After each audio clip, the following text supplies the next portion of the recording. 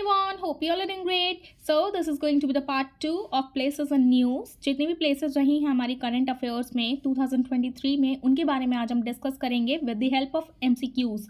Okay and जो भी famous places रही हैं, ट्रेंडिंग न्यूज़ में रही हैं, हमारे एग्जाम पर्सपेक्टिव से जो इंपॉर्टेंट हो जाती हैं, उन सभी के बारे में आज हम डिस्कस करेंगे. एंड ये जो है ये वीडियो का पार्ट 2 है एंड ये जो है ये पार्ट 2 है of the topic places and news. Okay, so without any further ado let's start with the topic.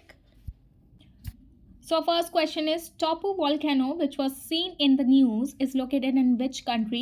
ये Topu volcano है, ये कौन सी कंट्री में लोकेटेड है एंड ये रिसेंटली अभी न्यूज़ में क्यों रहा है ये हम देख लेते हैं. So the options are Philippines, B New Zealand, C Indonesia and D Japan.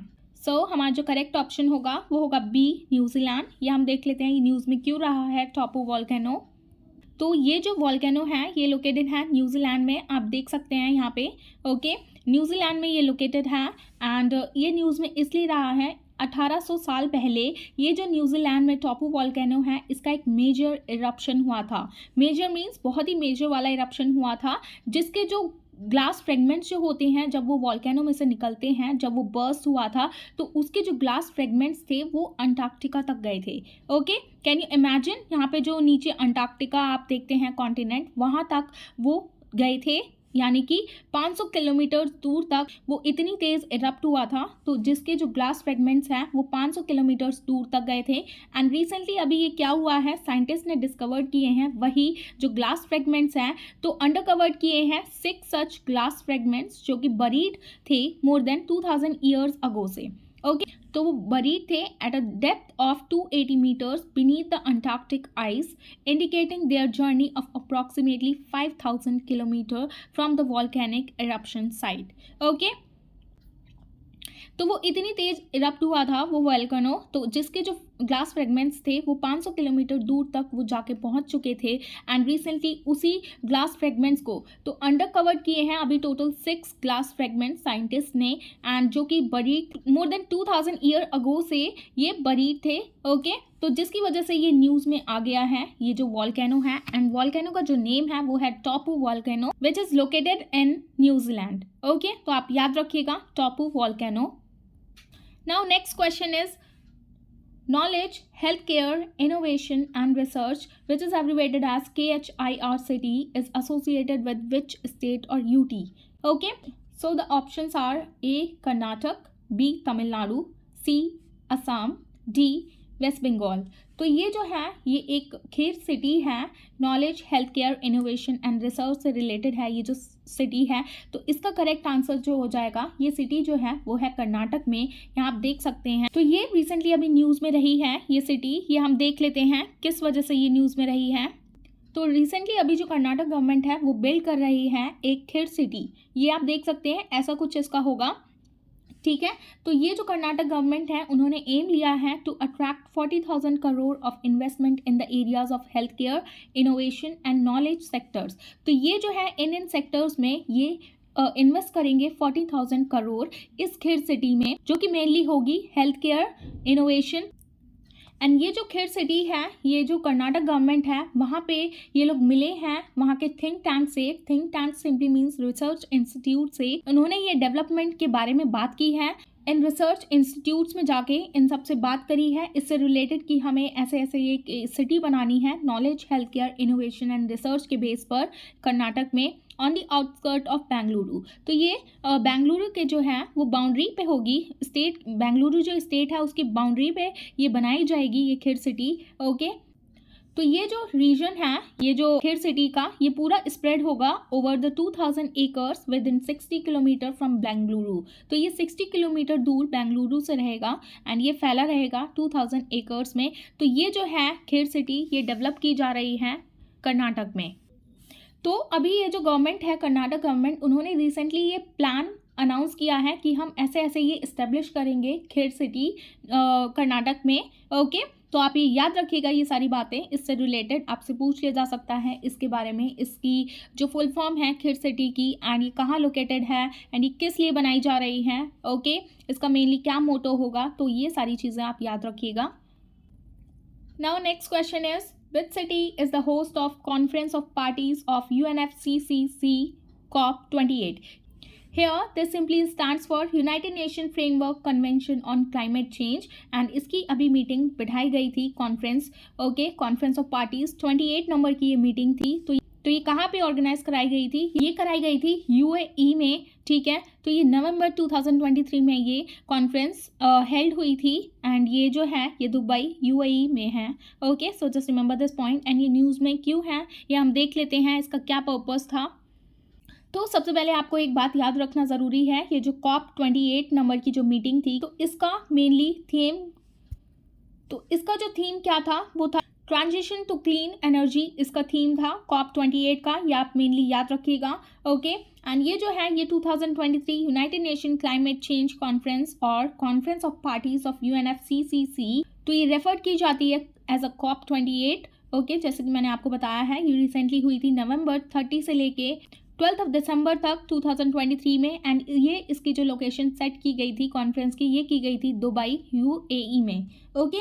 ये जो COP28 है इसमें बेसिकली क्या होता है, इसमें इंटरनेशनल गैदरिंग्स होती हैं जहाँ पे जो रिप्रेजेंटेटिव्स आते हैं अलग अलग कंट्रीज़ के, नियरली 200 कंट्रीज से रिप्रेजेंटेटिव्स आते हैं जो कि एक साथ मिलते हैं to discuss and negotiate the global climate policies and actions, ठीक है। जो भी रिलेटेड होते हैं ग्लोबल क्लाइमेट पॉलिसीज से रिलेटेड या क्लाइमेट चेंज से रिलेटेड कोई भी चीज़ें करनी है उनको प्रोटेक्ट करने के लिए, तो ये सारी जो चीज़ें हैं ये इंटरनेशनल गैदरिंग्स में ये जो होती हैं उसमें रिप्रेजेंटेटिव्स जो हैं अपने अपने पॉइंट ऑफ व्यू सजेस्ट करते हैं, फिर उसी के अकॉर्डिंग जो है पॉलिसीज़ बनाई जाती हैं इश्यूज़ को रिजॉल्व करने के लिए, ओके। एंड रिसेंटली ये जो COP28 हैं इसके जो न्यू प्रेसिडेंट हैं वो बनाए गए हैं, वो सेलेक्ट किए गए हैं सुल्तान अहमद अल ज़बेर, ओके। एंड ये बिलोंग करते हैं यूएई से ही, ठीक है। तो आप याद रखिएगा जो न्यू प्रेसिडेंट सेलेक्ट किए गए हैं COP28 के तो वो होंगे सुल्तान अहमद अल ज़बेर, ओके। एंड इसका जो मेनली मोटो क्या था, इसमें एड्रेस क्या किया गया था COP28 में, उसमें एड्रेस जो किया गया था उसमें अर्जेंट चैलेंजेस को एड्रेस किया गया था related to climate change, including reducing greenhouse emission, adapting to the impact of a climate change and mobilising financial resources for climate actions. तो ये जो सारी चीज़ें हैं वो क्लाइमेट से ही रिलेटेड थी।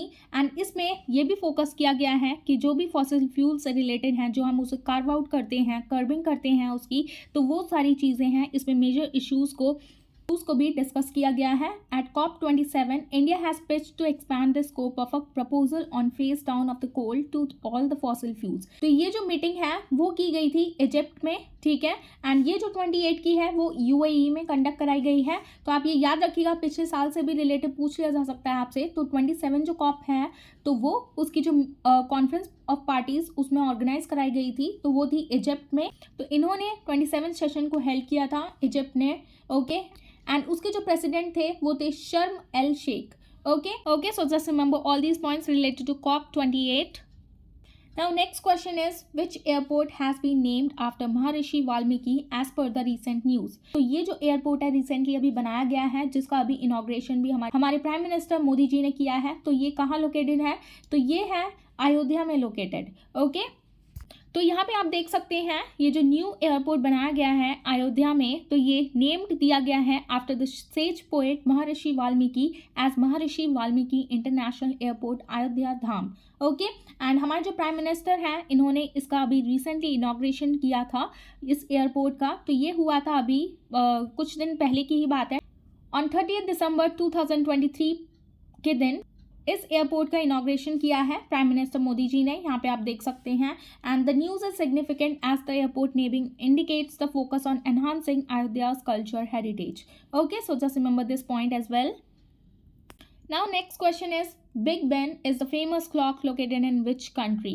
तो ये रिसेंटली जो बिग बेन क्लॉक है ये अभी रिसेंटली न्यूज़ में रही है, बहुत ही ट्रेंडिंग टॉपिक रहा था ये। तो ये कौन सी कंट्री में लोकेटेड है ये आप सभी को पता है, बी यूके से रिलेटेड है। एंड हम इस क्लॉक से भी रिलेटेड कुछ इंपॉर्टेंट न्यूज़ जानेंगे, इंपॉर्टेंट बातें जानेंगे, ये हम देख लेते हैं नेक्स्ट स्लाइड में। तो सबसे पहले आपको पता होना चाहिए ये जो बिग बेन है ये आखिर है क्या। Big Ben commonly called as the House of the Parliament and Elizabeth Tower in London UK, okay. And ये यहाँ पे आप देख सकते हैं ये लंदन का मोस्ट आइकॉनिक लैंडमार्क है। जिसका वेट है 13 टन यानी कि 13,760 kg इसका वेट होगा। ओके एंड ये जो बिग बेन है ये एक निकनेम है किसका? The great bell of the great clock of Westminster UK. Okay and recently अभी ये न्यूज़ में क्यों रही थी? क्योंकि ऑन 10th ऑफ मे इसको ये जो है ये क्लॉक है ये चलना बंद हो गई थी। Okay it had failed to bong on May 10 जब इसके जो डायल्स ऑफ क्लॉक थे on the top of the Elizabeth Tower briefly stopped. इसी वजह से ये बहुत ही ज़्यादा न्यूज़ में रही थी। एंड यहाँ पे एक और बात आप याद रखिएगा, लगभग 100 साल पहले इसको जाना जाता था क्लॉक टावर के नाम से। ओके बट रिसेंटली अभी जब डायमंड जुबली कंप्लीट हुई थी एलिजाबेथ 2 को तो उस दिन इसको रीनेम किया गया as the Elizabeth Tower in 2012 में to mark the diamond jubilee of Elizabeth 2। And यहाँ पे एक और चीज़ आप याद रखिएगा, ये जो बिग बेन है ये नाम किसने सजेस्ट किया था, मतलब किसके ऊपर रखा गया था? ये जो नेम है ये नेम रखा गया था सर बेंजामिन हॉल के ऊपर। इन्हीं के द्वारा ये जो बेल है ये प्लेस की गई थी सर बेंजामिन हॉल के द्वारा। ओके तो उन्हीं ने ही ये नेम सजेस्ट किया था बिग बेन। तो आप ये सारी चीज़ें याद रखिएगा। Okay now next question is mount Etna which was seen in the news is located in which country? तो ये जो माउंट एटना है ये भी एक वॉल्केनो है, ये कौन सी कंट्री में है और ये किस वजह से न्यूज़ में था? तो ये जो है इसका करेक्ट आंसर हो जाएगा बी, इटली। एंड ये रिसेंटली न्यूज़ में क्यों था ये हम देख लेते हैं। ये जो माउंट एटना है रिसेंटली इरप्ट हुआ था in Italy. Okay and it is the Europe's most active volcano situated on the eastern coast of Sicily near Catania city। Okay तो ये आपको प्लेस मैच द फॉलोइंग में देके पूछ ली जा सकती है कि कहाँ पे एग्जैक्टली लोकेटेड है। ओके तो ये सिचुएटेड है eastern coast of Sicily near Catania city, Mount Etna.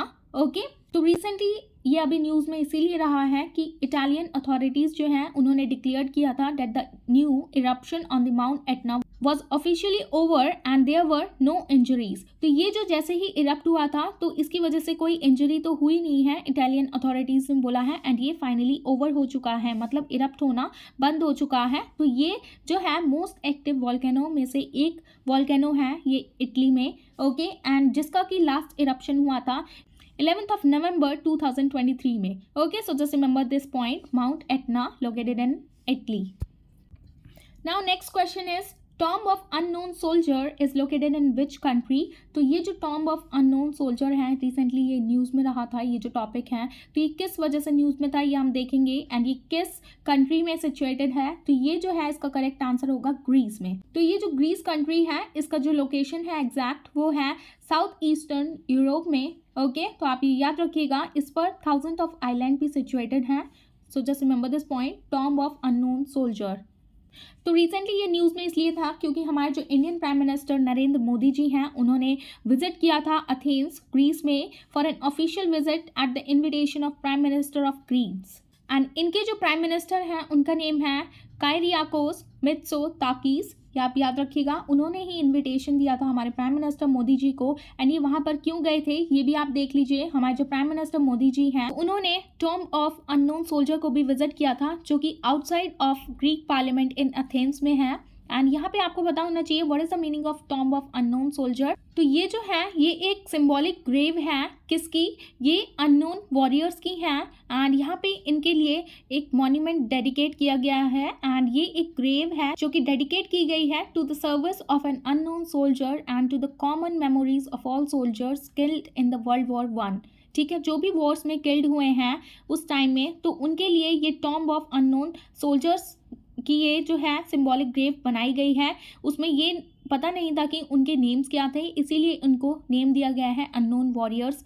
Okay and वहीं पे जो हमारे मोदी जी हैं वहाँ पे उन्होंने a breath laying ceremony perform की थी। ये एक सेरेमनी होती है which is a traditional practice during which funeral breath are laid at a grave और मेमोरियल साइट। मतलब जो आपने देखा होगा जैसे कि माला लेके कुछ लोग जाते हैं एक गोल सी बड़ी सी जो फॉरेन कंट्रीज़ में उनको ट्रिब्यूट देने के लिए, तो ये जो है उसी को ये ब्रेथ लाइन सेरेमनी कहते हैं। तो वहाँ पे हमारे जो मोदी जी हैं इनके लिए परफॉर्म की थी अननोन वॉरियर्स के लिए टूम्ब ऑफ अननोन सोल्जर्स में। ओके तो आप याद रखिएगा, ये भी पूछ लिया जा सकता है कहाँ पे लोकेटेड है ये, तो ये लोकेटेड है ग्रीस में।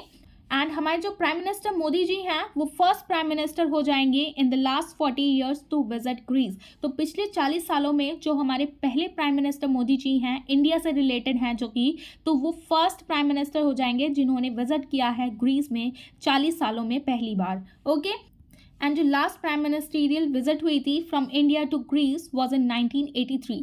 तो आप इमेजिन कर सकते हैं कि इतनी पुरानी विजिट थी जो 40 ईयर्स पहले हुई थी, तो अब वो हमारे प्राइम मिनिस्टर मोदी जी ने फर्स्ट टाइम विजिट किया है 40 ईयर्स में पहली बार ग्रीस में। ओके, तो just remember all these points.